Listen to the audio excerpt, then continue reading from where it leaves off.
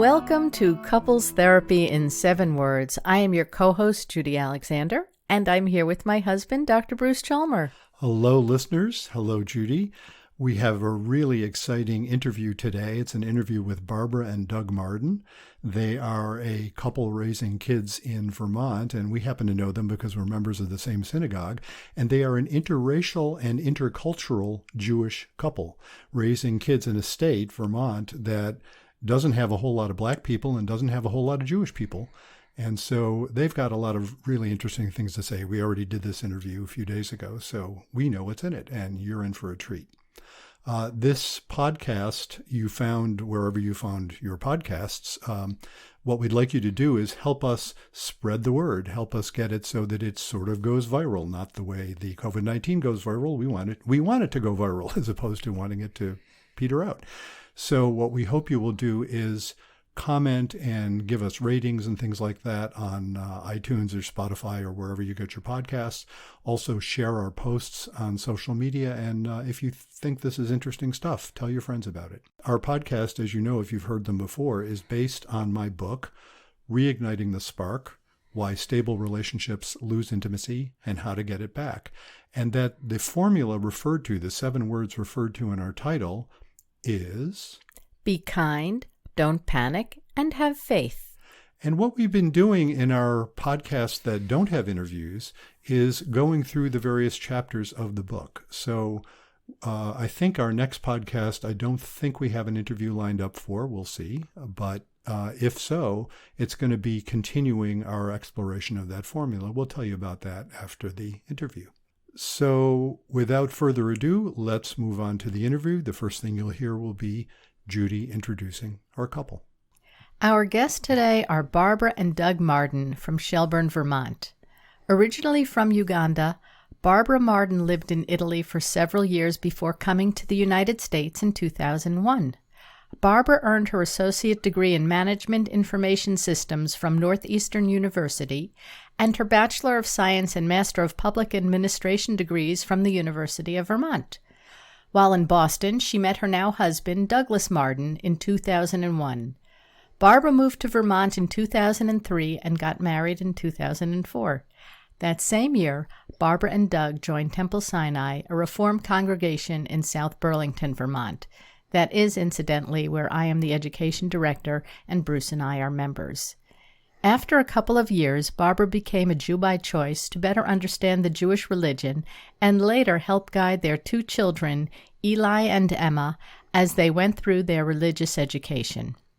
Barbra is a very involved member of Temple Sinai, where she now leads the membership committee and serves on the board. She also serves on the board of the Champlain Valley School District and the Town of Shelburne Social Action Committee. Doug Marden is from a small suburb of Boston, but has been coming to Vermont his entire life to ski and hike. After receiving his Bachelor of Science degree in economics from MIT and working for a number of years at his family's contracting and engineering business, he decided to settle in Vermont permanently and pursued a law degree and master's in environmental law at Vermont Law School, graduating in 1997. The way Doug sees it, after his parents introduced Barbra to him in early January 2001, it took all of 2 years before she finally moved to Vermont in 2003 to be with him. Their life together has been one long happily ever after ever since. 2 great and happy kids, both recently bar bat mitzvahed at Temple Sinai, a wife who wakes up way before him, or in other words, lets him sleep late, and no pets to distract. For years, Doug served on the board of the Vermont Mozart Festival. He now serves as the president of Temple Sinai and claims he is the most secular president ever. Doug relates that their very first event at Temple Sinai was a bris for their son. Between their 2 families and friends, the social hall was packed to capacity, and the bris was turned into one big celebration.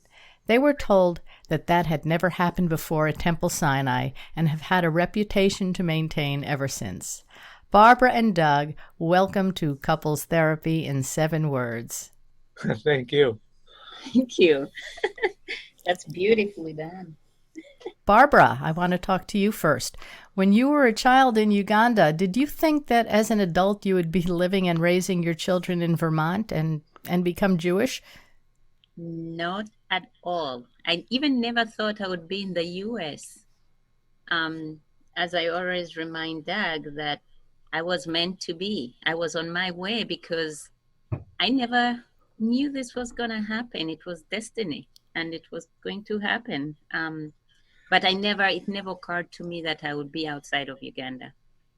How did it happen? What was what was the sequence of events that where you ended up here? So the secrets of events were I was one of the few people who were selected to go to India for education to one of the universities. So Uganda was starting an exchange program, and I was one of those students. So my father thought, well, before you go to India, you better go to Europe. And Europe, that meant my sister who was in Italy, so that you can get some clothing, because who knows what's in India? It's cold, it's warm, so that you can get the appropriate attire. So I get on my way to go to Italy. And from Italy, I remember my siblings saying, why would you go to India again? We don't see why. Think about an education in Europe, an education in India. Compare that. And even though I was an older teenager, no, actually, in my almost late, maybe 20, I had already hit 20, maybe. I don't remember. But I still was your young 18, 17-year-old kid. So I listened to my older siblings and I thought, well, if that's what you guys think, you are more experienced. So I chose to stay in Italy for my education. And being in Italy, nobody thought about the language. So I didn't speak any Italian. So I decided to go in tour and travel because I figured if I went in a tour and travel, that's an area that I can use my geography. Geography is the same, it doesn't matter the language. So I chose tour and travel and I went into a technical school, after which I was able to get a job and started working. However, I felt I needed some education because that's what my father always said somebody should go to college. And among all the 9 kids, nobody had ever made it to college. Wow, 9 So I kids. had a sister who was in Boston, and she's like, you should come here because everybody, here there are so many schools, you have opportunities to go to university and all that. And I came to visit, long story short, I came to visit. And she said, well, if you take the bus here, and, she was in Watertown, and she said if you take the bus to Copley, the stop there, you just have to walk, you'll find a university, and that was Northeastern. And I Hmm. went in. I remember I was just visiting for a week, and I arrived and they had SATs going on that time. As I walked into the office, she said if you want you could take your SATs because that's one a requirement for an international student. And I said Mm-hmm. okay. So I took my SATs, then I asked what's next, and because I had to leave, I was just visiting, and she said, "Well, if you want, we could also give you the I-20." Then international students needed an I-20, and I said, "I have to leave next week. How fast can that process be processed?" She said, "Well, it takes just 2 days, as long as you can come back and pick it up." I said, "Okay." So they got me the I-20, and I was able to go back to Europe and get my visa, and I came to the US. Did you grow up speaking English? Did you know English, or was that a language you needed to learn? Yes, so in Uganda, we have about 50, I think 54, if I'm not mistaken, tribes, and each tribe speaks a different language. So when you go to school, we all have to study in English. Mm-hmm. And we're not, the reason you find that people have different accents is because we're not really taught by mother tongue English speakers. Sure. So everybody was taught and taught. So you have a variety of accents in Uganda. So in schools we had to speak English, and that's how I learned English. But at home you speak your vernacular Mm-hmm. language. Sure. So then I get to America, and I had family. So other than my sister, I have my stepmom who was in Boston, and then my step siblings.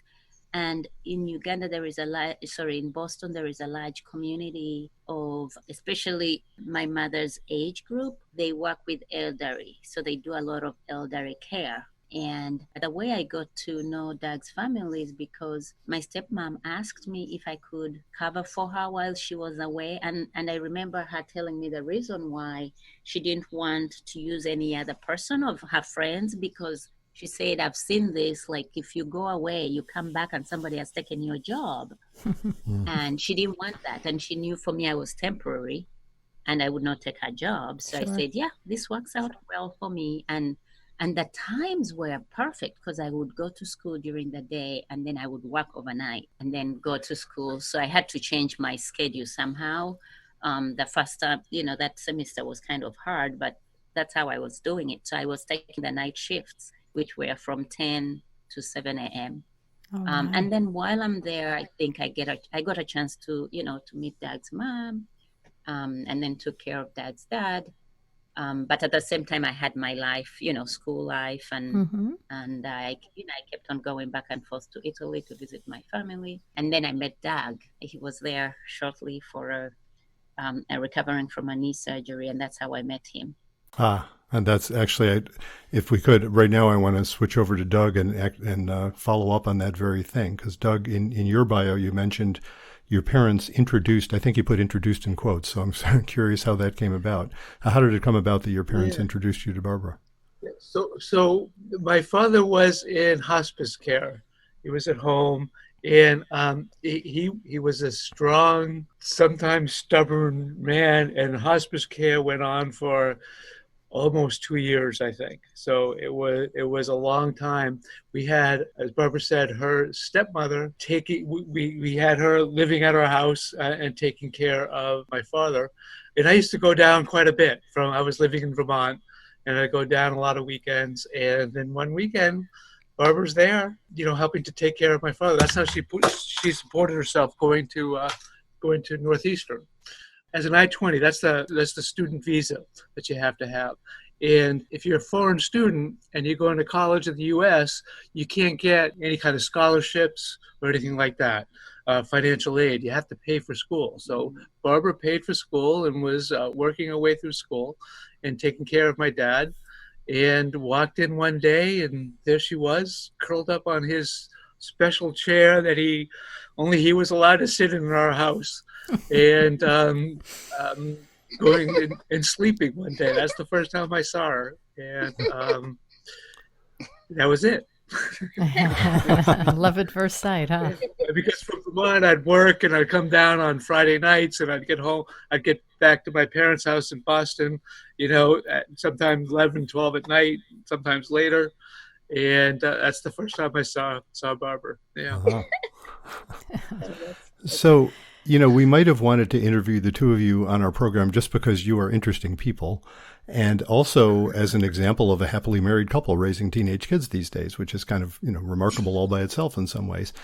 But of course, we're especially interested in how your being an interracial and intercultural couple affects your life here in Vermont, which is, as many people know, one of the least diverse states at least in terms of race, one of the least diverse states in the country.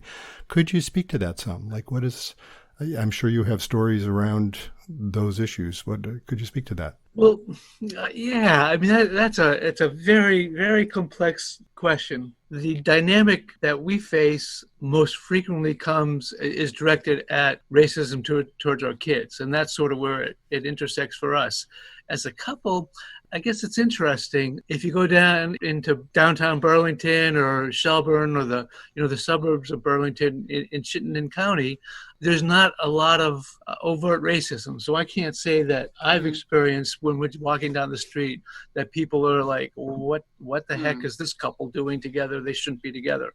And you actually see few number of mixed race couples if you're down on Church Street, for example, in downtown Burlington. From my experience, the racism has hit me more as it's been directed to kids.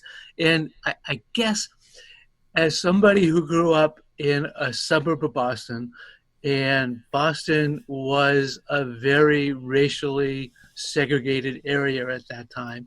And in fact, as one of the first Jewish families in the town I grew up in, Jews were separated in the neighborhoods that realtors would show them property. There were 2 neighborhoods where anybody who was Jewish lived in the town I grew up in, and that was it. And as somebody, I guess, who grew up in a very white neighborhood, I had no contact and no expectation really of what kind of racism may be directed at my kids based on my own experience. And it's shocking when you get into it, the assumptions that are made about things like basic intelligence level, or if there's behavioral issues going on in the classroom, who gets targeted first. There's issues about if something happens in the schoolyard. And our son, for example, has been attacked a couple of times, and how the school will address issues like that. So I guess it's shocking the degree to which the systemic racism and attitudes of people affect their views on our kids.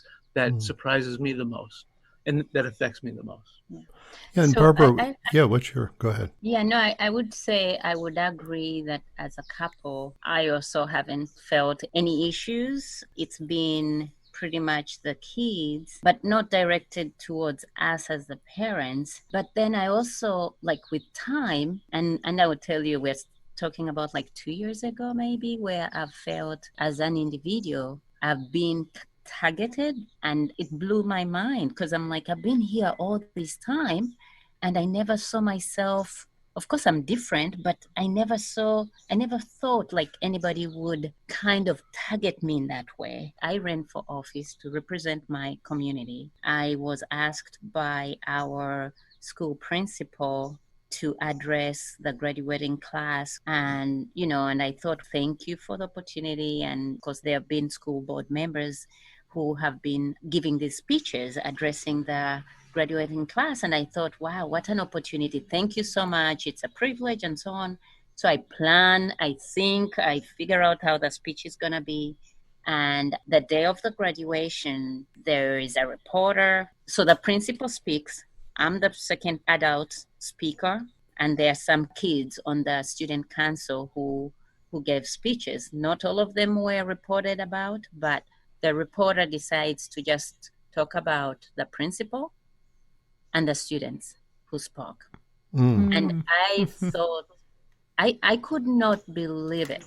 And the reason it was so painful was because I had met, like a week after graduation, we were at the spot on the dock, and I met some kids who graduated. And a kid came to me, a kid I never even knew. Well, I know the face. And he said, that was a beautiful speech. And hearing that from the kid and seeing this reporter writing a whole report in our newspaper, I had to do something about it. And, Doug usually is the first one to hear my calls when such things happen. And I'm like, all right, I have to call somebody, and what do I do? And then he kind of guides me, who is the first person to call. But I never experienced that. I mean, we had issues with the kids at school, and I ran on that platform on diversity and inclusion. That's why I ran for office. And, I feel like we are not yet there, but I felt we'll get there as long as, we get everybody on board and start working towards that goal. We'll get there around, diversity and inclusion. And then this comes to me, and it never occurred to me that somebody could target me, and they didn't do it purposely because it's Barbara. Right. It's because of what their belief is. And I did follow up and speak to the reporter, and he said, I had this number of words I had to pick whom to report on. And it showed what was important for that person. And my questions to this person were, did you do a research in that community? When you report on something, do you do a research on that community? Like, what are they looking for? Like, one of the things we've been trying to improve is diversity and inclusion and all that. And, we are working a lot, like in the school with a diversity committee, which includes teachers, parents, try to improve, to make sure that everybody understands what it's about. And then we have a reporter reporting and just leaving out my name. So I Mm-hmm. had to do something, which I did. But other than that, yeah, as a couple, I've never felt anybody or anything targeting us. So it sounds like there's a long way to go in terms of educating people on diversity. Yes. Boy, don't we? Yeah. It's interesting, Barbara, when you're describing your experience, to me as, having grown up American and Jewish and white, all of those things and the various ways those things intersect. It's interesting to me because the vast majority of the people of color that I know grew up, African American. And of course, you grew up African and became American. And it's interesting to me to hear you describing, the relative lack of individual racism that you've experienced, at least overtly. Yes. And it kind of leads into a question I want to ask you both, which is, this is something I hear lots of people of color talking about when they're raising kids, especially boys, the talk. How do you handle the talk? It's, the talk about, okay, if you're stopped by a police officer, what do you do? And, the sort of thing that people of color have to do that white people don't have to do with their kids. And I'm sort of curious, how do you handle that? Yeah, so we told stories. Maybe I should back up a little bit. So we told stories, but there are other things that, I've told the kids. Because when you say that talk, it's not just about like when the police stops you. There are other talks like, when you're in a school, you have to make sure you always have to be the best, believe it or not. You can't be in the middle, in the bottom. You have to always be the best. Do your best. Or for example, like the hoodie, putting on the hood, that I didn't have, like I never experienced that, but that's something with time I learned, and telling the kids, like telling especially Eli, you can't go out and put on the hood because it seems like you're hiding something. And I've kind of messaged that in a way that if I met you and you're putting on a hood and I'm talking to you, are you hiding something? I'm not seeing your whole face. The other thing is like also is looking somebody in the eye, when you're talking to them. So those are all, I know they are little talks, but those are all talks that kind of, I don't know if every parent that has, doesn't have kids of color is messaging that or focusing on that.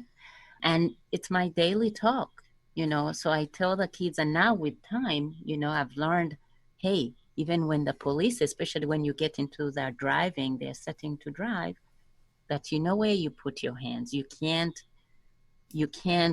get a phone. You can't get a hairbrush. You can't, try to reach for something. So you need to put your hands. But, this message continues. And, back to your question, that talk is a big talk because there's so many things involved. Education, the way you present yourself, the way you talk, the way you dress when you're in public, and all that stuff. And it's a huge talk that probably will never end. And maybe, as they hear this message, I hope that it's something they will remember. Yeah. So there's a couple things that the conversation started many, many years ago. I would say when our son, who's now 15, almost 16, about ready to get his license, I think the conversation with him started in earnest 7 years ago when he was 8. And it's not a one conversation. It's multiple conversations and ongoing. Because what you're really trying to do is prepare them for that moment. When we hear stories of friends being stopped here in Shelburne on Route 7 simply because they're people of color. So at some point, you have to expect that that's going to happen to him. If you look at traffic statistics in Vermont, the number of stops for Black people compared to any other group it's something like 4 times higher. So you have to expect something like that to happen. And so it's not a single conversation. It started a long time ago. It keeps going, and we will keep having that conversation for a number of years. From my standpoint, I guess the most indelible interaction I've had with the police happened when I was in college. I was walking home from a women's college to my fraternity that I was living at, and through Kenmore Square in Boston. And I was with two other fraternity mates. And we came upon a group of people that were beating up one black person. And the policeman was standing right there, 5 feet away, watching it happen and clearly enjoying the moment. And we broke it up and left the scene, basically told the policeman to do his job. And what happened?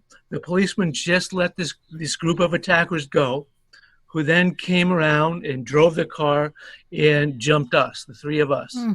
And we got beaten up. So I've had many good interactions with policemen since, but that's the one that, that I remind our kids about, that you don't know where these police officers, where their heads are at, what their training is, what their upbringing is, what their inbuilt prejudices may be.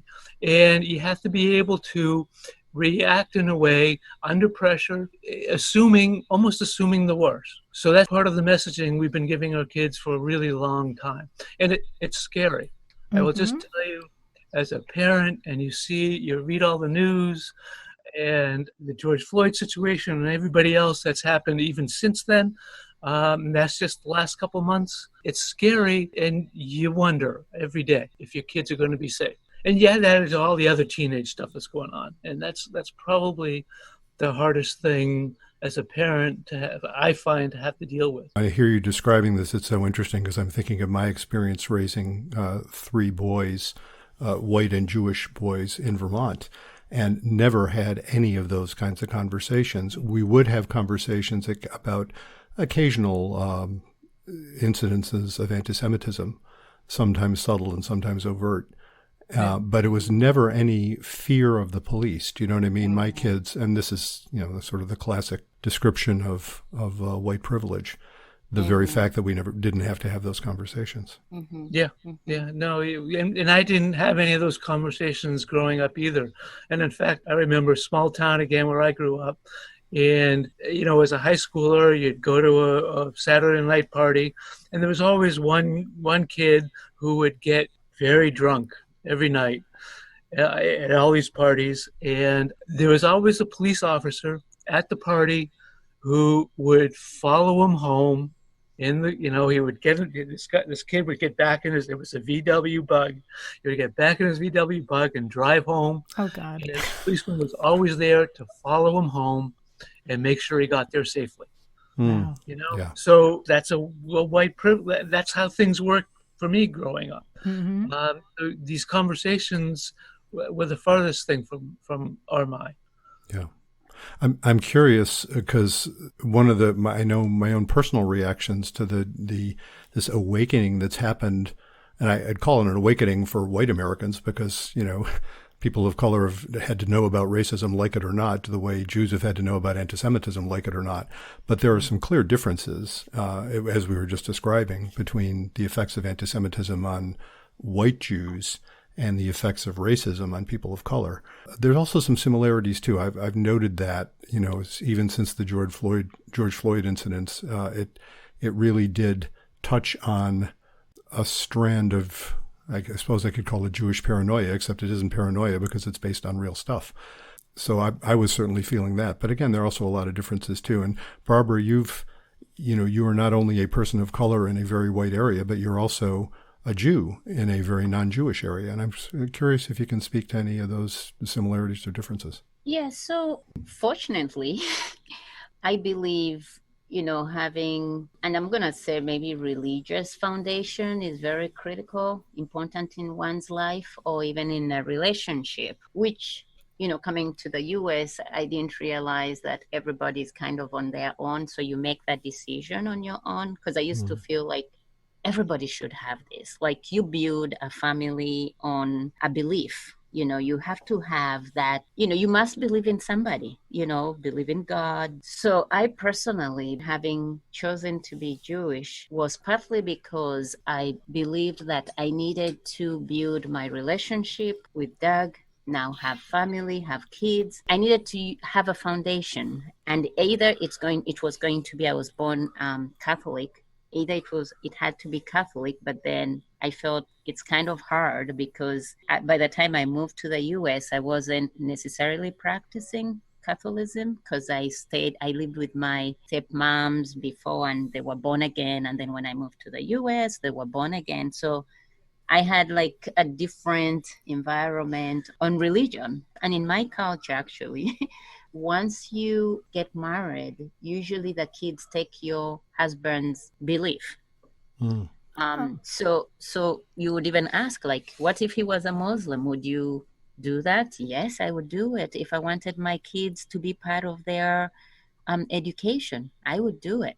And because everybody might take different paths, but we all believe in the same God, whether you're a Muslim, you are in Christian, or you whatever it is. And some people might say, I don't believe, but why is it sometimes you might say that, hey, help me with this? Somebody you're talking to. But we all we take different roads, but we are leading to some belief, somebody who is power. Right, a higher power. Yes, a higher power.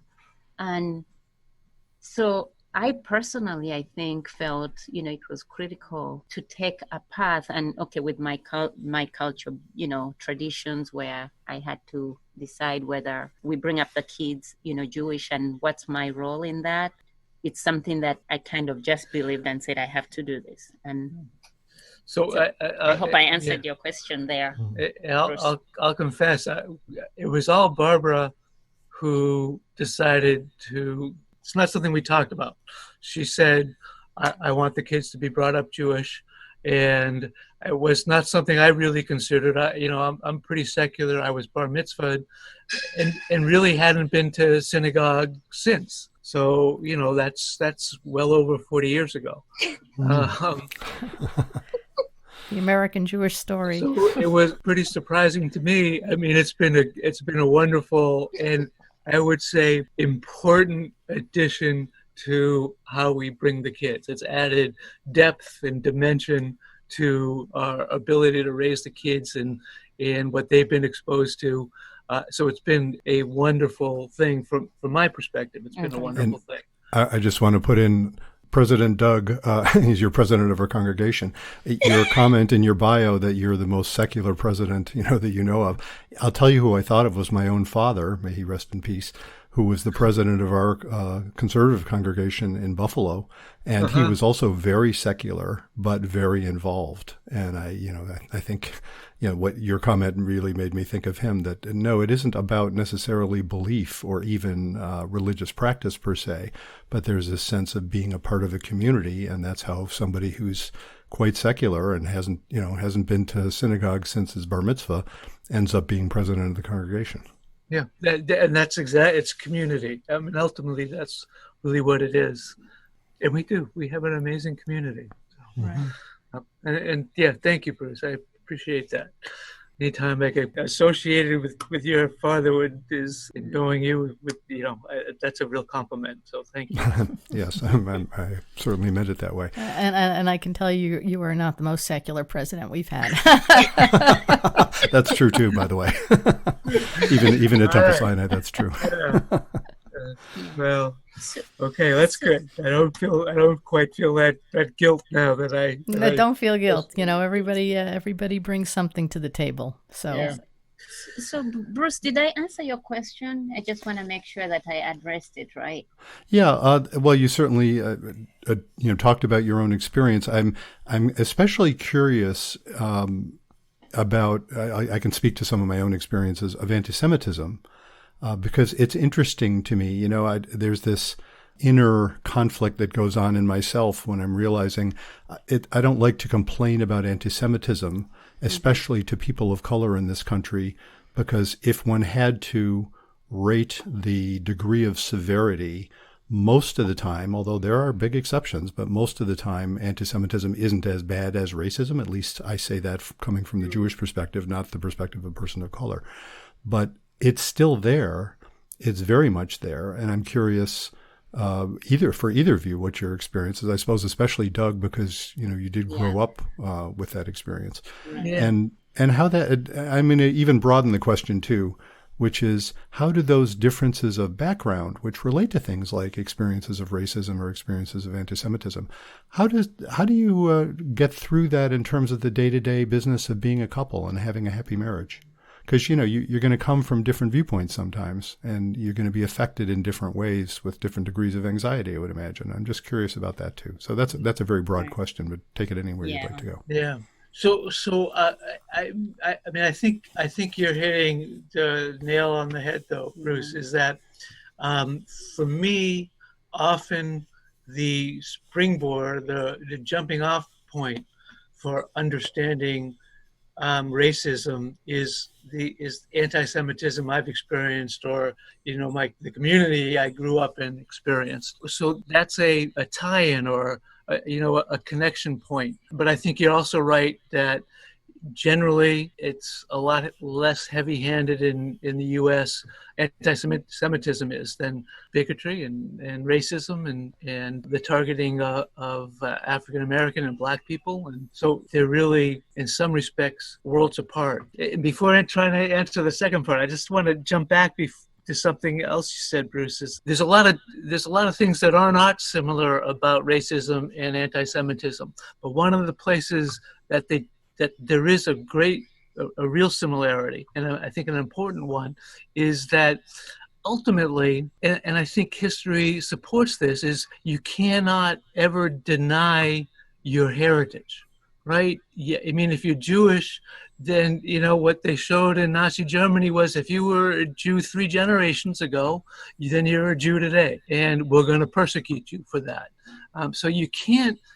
I think in both cases, you can't ever, and certainly, what was the rule? If you're 1/7 Black, then you couldn't ever be considered to have voting rights and everything like that. So there's a long history in both cases where if you have any kind of connection in your distant past history, that defines you today. So I think in both cases, you can't really ever deny your heritage. And I think that's one of the places that Barbara and I understand, I think implicitly.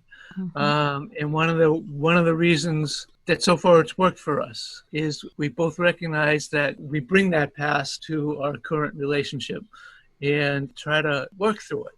And when you make that acknowledgement, you have to understand that there are different points of view and different perspectives, and you're going to approach things in some respects differently. The flip side of that, I would say, is that really, when you get down to it, our fundamental values, Barbara and my fundamental values, are really pretty similar, in terms of what we want for the kids and how to raise them. And, I would think in today's world that we would both be termed pretty old school. So we have a lot of meeting points as well that we just sort of naturally agree on. So I would say that for me personally, I'm fortunate that we're living in Vermont. So it's a small bubble. And I have a community that hasn't made me feel any different. I would tell you that I'm pretty much in these, 16 years we've been members of Temple Sinai.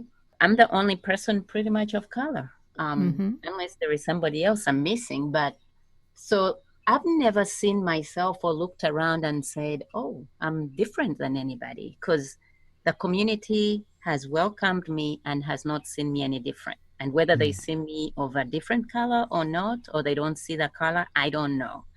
But I have never felt otherwise. So I'm very fortunate. And back to your question, Bruce, the anti-Semitism, I think there is a lot of history to learn on that. And I would tell you, even though I chose to be Jewish, you go through that process of learning to be a Jew, but there is so much to learn and understand. And the history is there is so much history there. I would say that the one thing that really made me feel, wow, who could treat people like this, is seeing it in person when we were in Auschwitz with the kids in 2000. I forget when we were in Italy. And so we went to Auschwitz, and seeing that was life for me, Again, some people read books but sometimes for me, I grew up like people telling me stories. So live things even make a big impact to me, you know. So seeing that, it became a living reason why I understand, wow, the Jews went through a hard time. And this is something that it's a scar. Like, you know, you get a wound, it's a scar. This would never, it's hard to heal from something like that. Yeah. It's a cultural trauma. Yeah. Yes, it is a trauma. And this, we're talking about all generations, different.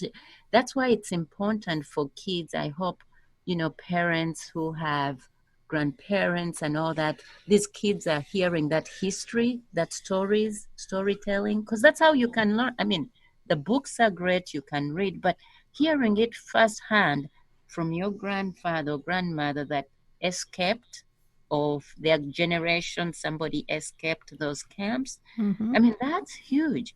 So again, you know, to your story, I'm fortunate I'm in Vermont, so I haven't been exposed to a lot of that anti-Semitism. But I know it's there. So I'm fortunate, you know, the community doesn't see me any different and all that. But I have a lot to learn.